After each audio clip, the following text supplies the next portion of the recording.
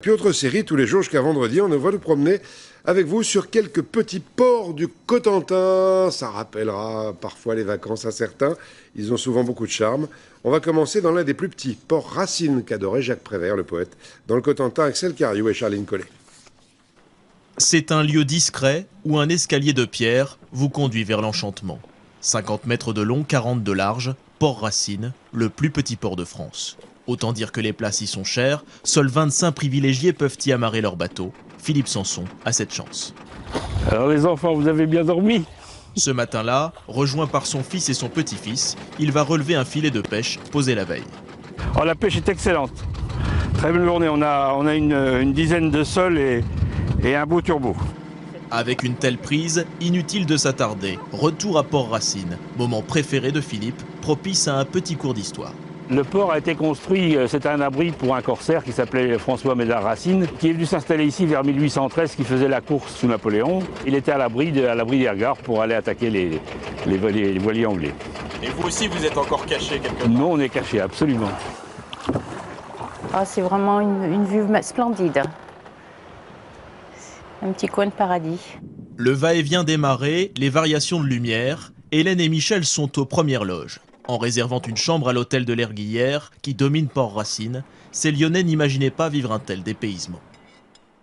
On est vraiment enchantés, vraiment. C'est préservé, il y a la nature, il y a les vaches à côté de la mer, on se ressource vraiment dans cette région. Ici, c'est la chambre 7, c'était la chambre où dormait Jacques Prévert. Au début des années 70, le poète Jacques Prévert passe de nombreuses nuits à l'hôtel de l'Erguillière. Il surveille les travaux de cette maison qu'il vient d'acheter à Aumonville-la-Petite, à 2 pas d'ici. Ce fut sa dernière demeure. C'est aujourd'hui un musée où l'on peut découvrir ses objets personnels, entrer dans l'intimité de l'homme d'esprit que les Français n'ont pas oublié.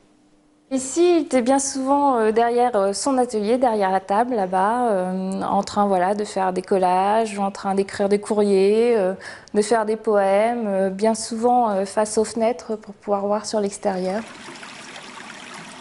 Et voici le jardin qui lui rend hommage. Après sa mort en 1977, chacun de ses amis, artistes ou anonymes, décide de planter un arbre ou une variété de fleurs en sa mémoire.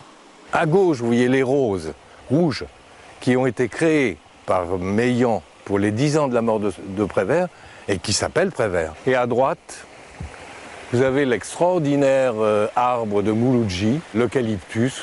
Le gardien de ce temple végétal s'appelle Gérard Fusberti. Ami intime de Prévert, il se souvient des moments passés avec lui dans ce refuge parfumé et apaisant. Il aimait beaucoup ce genre d'endroit.